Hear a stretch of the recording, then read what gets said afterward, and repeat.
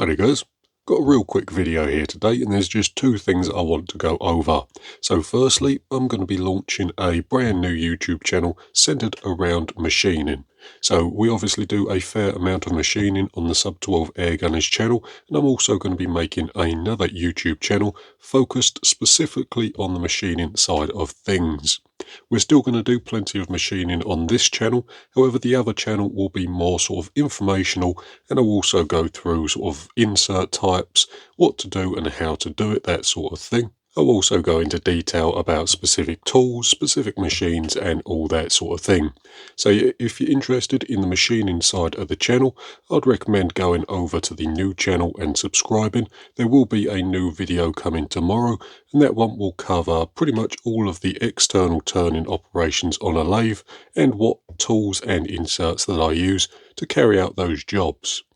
The second thing I want to show you is just that the Blackwolf has got air in it. I did manage to make myself a new regulator body, and I've also gone ahead and got the new bottle valve installed on the cylinder. So everything is working exactly as it should, and I think the new cylinder valve looks a lot better than the other one that I made.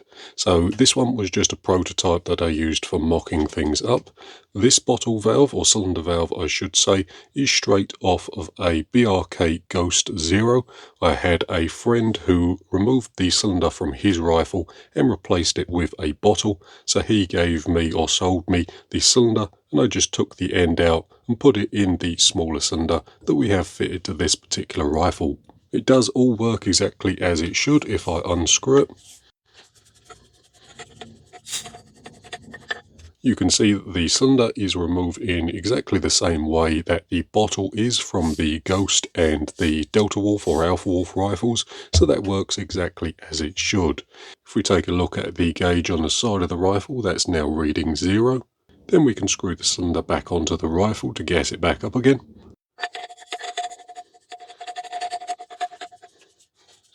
So as you can see there, we've gassed back up, what's that, about 160, 170 bar on the gauge, so the cylinder is working exactly how I wanted it to.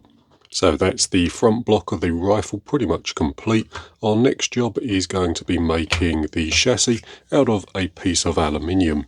So as I said in the previous video, this is just a 3D printed prototype.